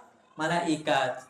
Tapi kalau begitu jangan sampai, udahlah kalau kayak gitu udahlah, sakit hati gini-gini. Jangan sakit hati. Tetap aja duduk di masjid, ikut kajian. Tapi kita yang harus apa? sabar. Itu yang harus kita perhatikan. Jadi dulu dengan orang soleh pun harus apa? Sabar. Sama ustaz, antum kira sama ustaz nggak perlu sabar? Harus sabar sama ustaz itu. Antum pernah sakit hati sama ustaz? Ustaz ini bahasnya riba terus. Bahasnya apa? Riba terus. Antum harus sabar. Harus sabar. Anak ada contoh, Masya Allah. Kepala cabang bank. Kepala cabang bank. Mantan. Ex-bankir. Mantan. Datang ke anak Ustaz. Dulu anak di masih uang. Anak kepala cabang bank di bank konvensional. Beliau sebut bank itu, cuman anak nggak sebut tentu. Anak bank itu, gaji anak tinggi gitu. Anak tinggi gaji itu. Kata dia. Tapi Ustaz, qaddarallah wa ma syafa'al. Duit itu dengan tingginya gaji yang anak terima, itu habis sih. Jadi kayak uang apa namanya? Uang gaib apa uang hantu gitu ya. Jadi hilang gitu aja. Jadi sering kurang gitu. Anak-anak sakit, bahkan tiap bulan Ustaz. Anak-anak itu selalu sakit ganti-gantian. Masuk rumah sakit. Sampai yang terakhir sakit tuh anak kata dia. Tapi beliau sebelum hijrah beliau ngomong, anak itu Ustaz udah condong ke sunnah. Anak nonton Roja TV. Semua Ustaz anak senengi. Tapi anak belum bisa total hijrah kata dia. Ada satu Ustaz paling benci anak lihat. Semua Ustaz anak tonton. Tapi kalau udah Ustaz Erwandi anak matikan. Kalau udah Ustaz Erwandi anak matikan apa? TV. Bukan lagi diganti channelnya, dimatikan TV-nya. Kalau udah Ustaz apa? Erwandi sikit-sikit bahasa apa? Riba. Anak matikan. Kalau Ustaz Erwandi lewat anak benci. Ini Pak harus sabar. Gimana kita tahu haramnya riba kecuali dengan cara sabar dengerin apa kata Ustaz. Ujung-ujung ditolak sama dia. Nggak masuk terima kan? Nggak masuk. Kenapa nggak sabar kita? Terus saya tanya, terus gimana antum kok bisa semakin yakin riba itu haram? Mana bilang, kan Ustaznya otomatiin gitu. Kata dia, ada Ustaz, Allah kasih dengan jalan yang lain kata dia. Tapi jalannya lebih menyakitkan begini. Apa itu? Ana dibuat oleh Allah sakit. Ana harus operasi dengan biaya ana harus jual mobil ana. Itu lebih sakit dibandingkan ana dengerin Ustaz Erwandi. Berarti hukum riba ini apa? Haram. Harusnya sabar aja dengan Ustaz Erwandi. Selesai kan? Tinggalkan riba. Dibandingkan Allah kasih apa? Penyakit. Yang dengan sakit itu beliau harus jual apa? Mobil. Sekarang Pak kata beliau sekarang kerja di salah satu pondok pesantren. Kata beliau gajinya nggak seberapa Ustaz. Tapi ajaibnya ana masih bisa nabung untuk ibadah-ibadah ana berikutnya. Masya Allah. Umrah kan butuh ibadah, butuh apa nabung. Haji juga butuh apa? Nabung. Ana bisa nabung Ustaz untuk ibadah-ibadah itu. Dulu kepala cabang bank, uang ana tinggi, gaji ana besar, jabatan ana tinggi, tapi nggak bisa ana nabung apapun, bahkan minus hutang tadi. Kepala cabang bank utang. Yang biasanya dia ngasih utangan-utangan untuk apa? Untuk orang. Itu fakta yang terjadi. Sekarang dia tinggalkan yang riba-riba. Nah, dia untuk sampai kepada tauhid, dengerin Ustaz bahas tauhid ini capek, males gitu. Apalagi kita berkecimpung dalam dosa apa? Syirik. Maka harus apa? Sabar. Nah, orang yang paling soleh pun kadang-kadang ternyata bukan yang salah tuh bukan yang kita benci itu bukan cuma ucapannya dia saja. Sikapnya juga salah kadang-kadang. Mungkin dia berbuat salah dalam penyampaian gitu kan. Kan ini salah. Terus apa? Wasbir, udah kata Allah. Sabar aja sudah. Wasbir nafsak, sabarkan diri engkau untuk duduk bersama mereka-mereka orang-orang yang saleh. Wallahu a'lam bishawab. Kemudian yang berikutnya yang membuat kita ini menguatkan tauhid adalah tinggalkan perdebatan yang tidak bermanfaat. Jangan suka debat Pak sama orang-orang syubhat. Wallah jangan. Debat kusir apa lagi? Na'udzubillah. Ini yang ngalangin antum dari iman. Jangan hobi debat. Apa hadis Nabi SAW? Kesesatan, penyimpangan banyak terjadi dikarenakan orang hobi debat. Antum tahu bahkan ada seorang ulama, dulunya ulama besar, dipuji oleh banyak ulama juga. Siapa dia? Abdullah Al-Qasimi. Hilang imannya, hilang tauhidnya karena hobi apa? Debat. Abdullah Al-Qasimi, wallah ma'ruf, dipuji di mimbar Masjidil Haram, dia bantah Syiahnya, dia bantah Khawarijnya, dia bantah Sufiyahnya, dia bantah semuanya. Tapi yang namanya syubhat itu masuk ke hati kita. Sampai kapan filternya kuat? Sampai kapan filter iman kita itu apa? Kuat. Ternyata dia nggak kuat, dia tinggalkan, dia akan jadi mulhid, nggak megang agama apapun, atau istilah kita itu ateis. Sampai dia nulis buku, di mukaddimahnya dia bersyukur kepada syaitan. Saya bersyukur kepada syaitan selesainya kitab ini. Bersyukur kepada siapa? Syaitan. Abdullah Al-Qasimi, hobinya debat. Makanya debat kusir ini ditinggalkan. Kata Nabi, seorang penyimpangan yang banyak terjadi sebabnya iman itu lepas debat. Oh iya ya. Oh iya ya. Akhirnya ragu sama tauhid. Akhirnya apa? Ragu dengan tauhid. Hadis Nabi, "Ma dhalla qaumun ba'da huda." Tidaklah menyimpang sebuah kaum setelah mereka mendapatkan hidayah. Kita udah ngaji nih, udah ngaji sunnah, dapat hidayah Allah. Tidaklah kita menyimpang, kata Nabi kita Muhammad SAW. Kanu alaihi illa utul jadal. Yang dulu dia di atas hidayah tersebut, dia bisa menyimpang sebabnya karena dia hobi apa? Debat. Apalagi sampai debat kusir. Na'udzubillah. Antum tahu debat kusir? Yang penting saya dianggap benar. Yang penting saya dianggap menang. Padahal nampak jelas itu Pak, itu salah ya salah.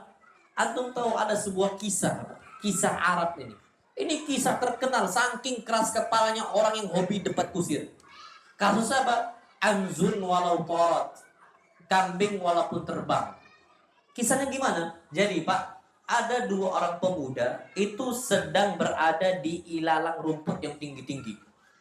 Jadi ada ilalang tinggi-tinggi gitu kan Pak, ilalang tinggi. Ada dua pemuda lagi duduk di sebelah ilalang tersebut. Tiba-tiba ilalang ini goyang. Apa kata salah satu dari mereka? Toirun. Oh itu burung itu. Kawannya enggak, anzun, kambing. Enggak burung, enggak kambing. Ini dapat kusir Pak, dua-duanya enggak ada yang nengok.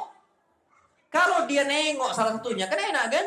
Ini udahlah dua-duanya enggak nengok, sama-sama enggak tahu, debat. Yang satu ngomong burung, yang satu ngomong apa? Kambing. Tiba-tiba terbang. Apa kata kawannya? Nah, kan burung. Apa kata dia? Enggak, anzun walaupun itu kambing walaupun terbang.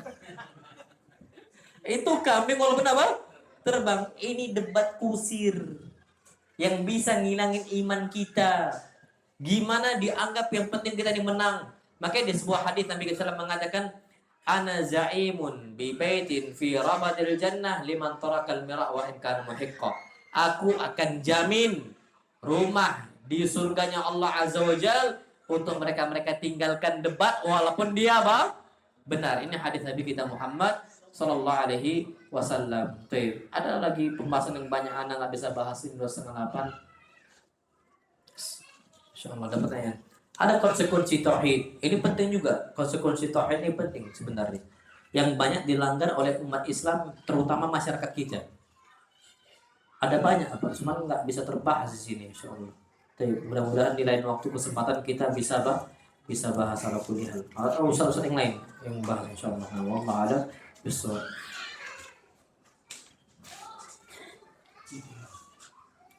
Afwan Ustaz, masih membantu kerabat atau orang tua yang masih mengadakan yasin atau selamatan, apakah itu mengganggu tauhid kita? Karena terkadang kita masih sering diminta tolong untuk membantu. Tapi Masya Allah ya, hadis Nabi kita Muhammad SAW beliau mengatakan, wala ta'awanu 'alal itsmi wal udwan. Jangan tolong menolong di atas dosa dan permusuhan.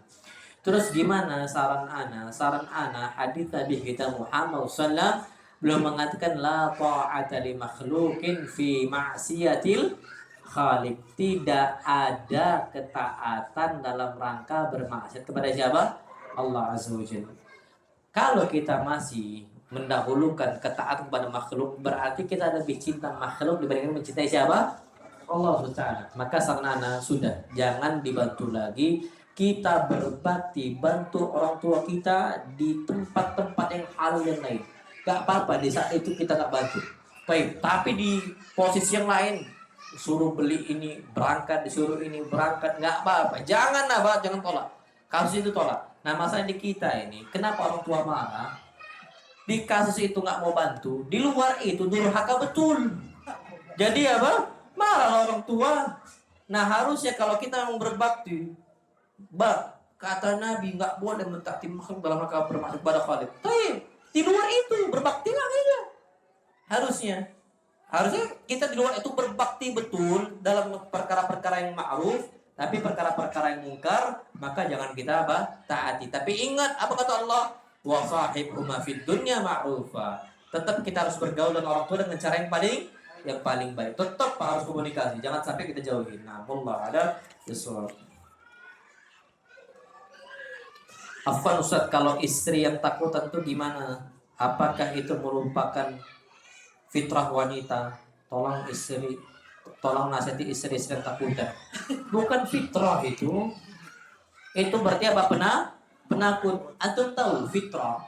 Fitrah ini sesuai dengan apa yang Allah ciptakan manusia di atasnya. Dan fitrahnya orang-orang yang dilahirkan, bayi-bayi yang dilahirkan itu fitrah mereka fitrah yang selamat. Tidak ada fitrah mereka fitrah yang menyimpang. Nah, masalahnya bayi, anak kecil, Pak. Antum suruhlah dia jalan di tengah malam. Takut nggak dia? Nggak takut, Pak. Nggak takut. Wallahi, anak punya anak, Pak. Jalan dia anak kemarin sebelum anak berangkat ke safar ke sini. Anak mau ngidupin mesin air. Jadi mesin air di rumah anak itu, Pak, itu nyambung dengan mesin air masjid gitu. Anak kalau mau ngisi air di tetmon, anak harus ngidupin mesin air di masjid gitu. Ini sekitar jam 11, Pak. Anak-anak belum tidur. Anak keluar malam-malam, santri udah pada tidur. Anak hidupin mesin air, anak-anak ngikutin gitu, Masya Allah. Padahal anak tuh jalannya lumayan cepat. Dia biasa, dia jalan ngikutin anak. Fitrahnya mereka nggak takutan. Berarti yang perlu kita ketahui, istri yang takutan itu bukan fitrah wanita. Jangan dianggap apa? Fitrah. Kenapa nggak dianggap fitrah? Karena Aisyah dan istri-istri Nabi dan istri-istri para sahabat yang lain itu kapan buang hajatnya itu di malam hari. Mereka buang hajat, Pak, di malam hari. Bahkan apa kata Aisyah? Kunna nakhruju lailan ila lailin. Kami itu tidaklah keluar dari rumah kami kecuali untuk buang hajat. Kapan buang hajatnya? Di malam hari sampai malam hari berikutnya. Jadi gini, Pak. Malam ke malam batasnya sampai ke waktu subuh. Itu waktu keluarnya istri-istri Nabi kita Muhammad SAW buang hajatnya di mana? Al-khala, itu WC mereka zaman dulu. Khala itu tempat sepi, sesepi-sepinya. Padang pasir yang paling sepi, itulah yang ada orang mereka buang hajat di situ. Aisyah buang hajat di situ. Kapan? Di malam hari sampai kapan? Sampai subuh. Itu mereka keluar. Nah, coba istri kita suruh berangkat ke hutan jam 2 malam. Insya Allah takut betul. Kenapa? Muncul program acara ini nggak jelas. Dunia lain. Ya padahal masih dunia kita itu. Kan dunia kita, bukan dunia lain. Tapi ditakut-takuti, ditonton sama istri kita. Salah sendiri siapa yang suruh nonton? Uji nyali. Iya, anak nggak tahu. Banyak kalau dulu anak masih di situ dunia lain gitu. Itu kayak ditakutin betul gitu. Na'udzubillah. Tsumma na'udzubillah. Maka ini yang harus kita hindarkan. Jadi nasihatnya gimana? Nasihat anak, jadilah wanita-wanita yang bertauhid kepada Allah Subhanahu wa ta'ala. Biasanya orang takutan itu diganggu oleh syaitan. Sebabnya karena dia nggak taat. Biasanya gitu. Anak bisa simpulkan, Pak. Mungkin istri kita, afwan, Pak, kalau anak salah menilai, tapi rata-rata seperti itu. Karena ibadahnya jarang. Ibadahnya apa? Jarang dekat dengan Allah, jarang baca Quran, jarang itu sholat, na'udzubillah, apalagi kepotong dengan haid. Maka orang-orang yang masih penakut seperti ini bisa jadi sholatnya dia tunda-tunda. Dia nggak ada uzur untuk tunda-tunda itu, tapi suka dia tunda-tunda, akhirnya jadi penakut. Makanya laki-laki dengan wanita yang lebih penakut itu apa? Wanita, karena ibadahnya jarang, apalagi kepotong dengan haid. Yang lebih gampang kemasukan syaitan laki-laki atau wanita. Karena memang wanita ini kebanyakan mereka itu nggak taat kepada Allah Azza wa Jalla. Apalagi di posisi dia suci, nggak lagi haid, masih malas-malasan untuk beribadah kepada siapa? Allah Subhanahu wa ta'ala.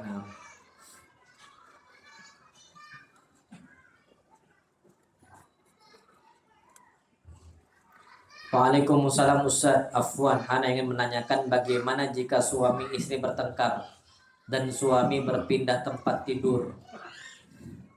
Si istri sudah mencoba meminta maaf dan mengajak suami kembali ke tempat tidur yang sama. Namun suami menolak dan menyuruh istri pergi. Apakah dengan kondisi seperti ini si istri terlaknat hingga pagi datang jazakumullah khair? Enggak. Dan suami itu jangan baperan.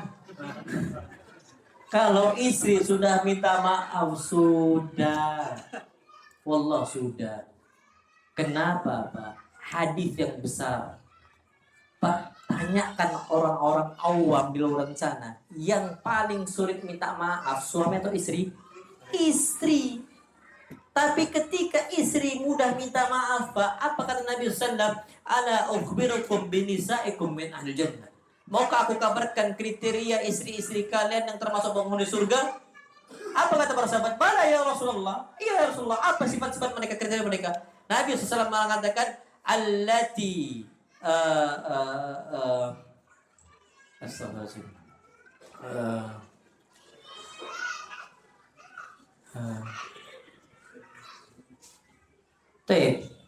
Hadisnya yang meminta maaf idza zulimat au zalamat.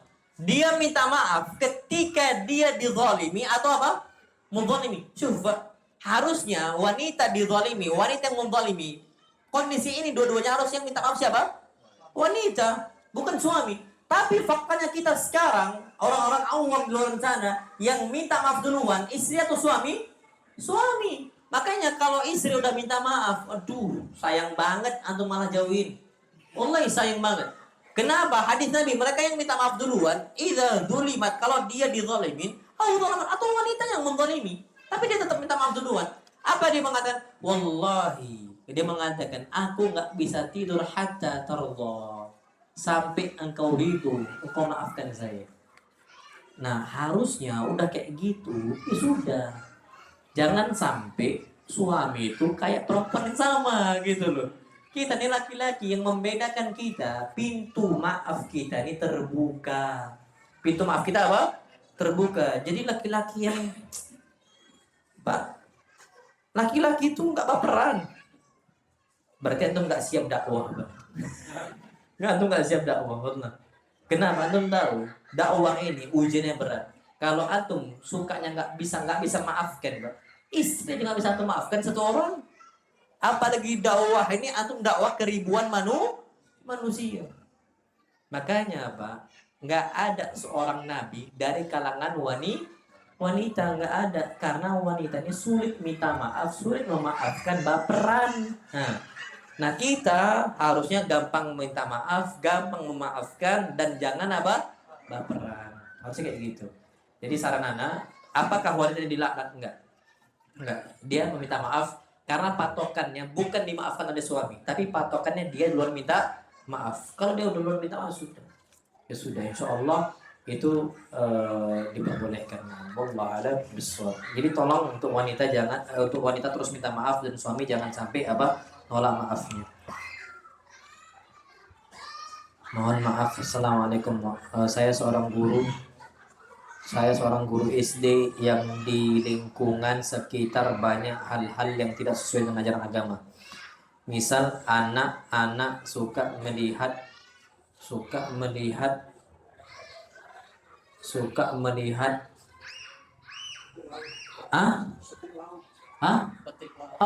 petik apa? Petik laut. Oke, anak-anak suka melihat petik laut. Suka melihat ogoh. Anak nggak ngerti ini. Suka takut hantu. Izin minta saran bagaimana memberikan hal-hal dasar, pemahaman dasar yang mudah diterima untuk anak terkait tauhid. Terkadang anak SD mempunyai latar belakang yang berbeda, dan terkadang laki-laki, dan terkadang lebih menurut kepada guru daripada orang tua sendiri. Ayo, masya Allah ya. Jadi sebenarnya yang paling gampang untuk kita nasihati anak kita sebagaimana nasihat Nabi untuk Ibnu Abbas yang masih kecil. Antum tanamkan ini untuk anak antum. Apa hadisnya? Ketika itu Nabi SAW sengaja gonceng Ibnu Abbas, disuruh naik. Ibnu Abbas naik ke hewan tunggangan Nabi kita Muhammad SAW. Apa kata Nabi SAW? Ya gulam, wahai anak kecil. Nah, ini kita bisa tawarkan, kita bisa berikan untuk anak SD kita. Nabi mengatakan inni u'allimuka kalimat. Aku ajarkan engkau beberapa kalimat. Pahami ini, amalkan. Apa itu idza sa'alta fas'alillah? Kalau minta cuma kepada siapa? Kepada Allah. Jangan minta kepada laut, jangan minta kepada kuburan, minta cuma kepada siapa? Allah. Dan bahkan sampai minta orang tua tuh jangan minta dulu ke orang tua. Sampai pertama minta kepada siapa? Allah. Ini sering juga anak tanamkan, Pak. Anak juga ajarkan pada jamaah. Antum tahu kenapa istri antum tiba-tiba stres kalau antum meninggal? Anak antum stres kalau antum meninggal. Kenapa? Karena salahnya kita sendiri. Kita nggak didik. Anak ambil contoh. Anak antum datang, bah minta duit jajan. Antum langsung kasih kan? Ya langsung kasih, salahnya antum. Kenapa antum langsung kasih? Harusnya pendidikan Islam antum sampaikan, nak, abang akan ngasih kecuali kamu minta kepada siapa? Allah. Minta lu kepada Allah. Nah, dengan polosnya anak tuh, Pak. Nanti antum coba praktekkan. Anak kita tuh nanti doanya apa? Ya Allah, minta 2.000 ya Allah. Minta apa? 2.000. Polos nih. Coba nanti. Kalau percaya. Ketika dia minta, dia datang, udah minta ke Allah. Tapi antum kasih. Nah, ini 2.000. Bukan datang dari Abi. Ini datang dari Allah. Allah yang ngasih. Abi cuman perantara aja. Yang ngasih siapa? Allah. Kalau dia udah tertanam ini, Pak, nanti tauhidnya dia tuh kencang. Akhirnya dia itu merasa tenang ketika bapaknya meninggal. Dia nggak risau banget gitu. Nggak apa? Nggak risau. Buktinya, Pak, perhatikan antara santri dengan orang awam yang lebih sabar menerima kematian atau meninggalnya orang tuanya, santri atau orang awam? Santri. Santri, Pak. Kenapa santri? Agamanya kokoh, agamanya kuat, memegang apa? Agama Islam. Makanya minta kepada Allah. Nah, di santri kami diajar itu sampai ke orang tua. Jangan sampai nelpon duit udah akhir bulan, nelpon minta duit, uang jajan habis. Oh, jangan. Minta dulu kata ustaz kita kepada siapa? Allah. Uang habis minta dulu kepada Allah. Minta kecukupan dari Allah Azza wa Jalla. Ketika awal bulan sebelum nelpon, minta dulu ke Allah, baru nelpon ke siapa? Orang tua. Harusnya kayak gitu. Nah, jadi ajarkan idza sa'alta fas'alillah wa idza sta'anta fasta'in billah. Kalau minta tolong kepada siapa? Allah. Datang bencana, jangan minta sedekah laut. Jangan minta ke apa, seakan-akan yang penghuni laut itu yang bantu keselamatan diri kita. Sampaikan hadis Nabi, idza sta'anta fasta'in billah. Kalau minta bantuan kepada siapa? Allah Subhanahu wa taala. Itu sampai akhir hadis. Idza sta'anta fasta'in billah wa alam anna al-ummata law yustama'at ala an yanfa'uka bi syai'in lam yanfa'uka illa bi syai'in katabahu Allah wa katabahu Allah lak. Wa idza wa in istama'u ala an yadurruka bi syai'in lam yadurruka illa bi syai'in katabahu Allah alaik. Rufi'atil aqlam wa jaffatis suhuf. Bahwasanya manusia itu kalau semua kumpul untuk membahagiakan engkau, mereka akan bisa bahagiakan engkau kecuali apa yang sudah ditulis oleh Allah. Dan kalau mereka mau ngasih manfaat, nggak akan bisa ngasih manfaat untuk engkau kecuali apa yang sudah Allah tulis. Diangkat pena dan lembaran sudah apa? Kering. Itu antum menasihatkan untuk anak-anak kita, jadi mereka bergantung cuma kepada siapa? Allah Subhanahu wa taala. Tapi ini sudah lewat 10 menit, ana mohon maaf. Insyaallah Subhanahu wa taala kita bisa mengkaji di lain kesempatan. Insyaallah ana masih ada Sabtu dan juga hari apa? Ahad. Insyaallah Sabtu besok ba'dal maghrib. Baik, subhanakallahumma bihamdika asyhadu an la ilaha illa anta astaghfiruka wa atubu ilaik. Yang benar datang dari Allah Azza wa Jalla, yang salah datang dari anak pribadi syaitan, dan anak berilmu dari kesalahan tersebut. Wassalamualaikum warahmatullahi wabarakatuh.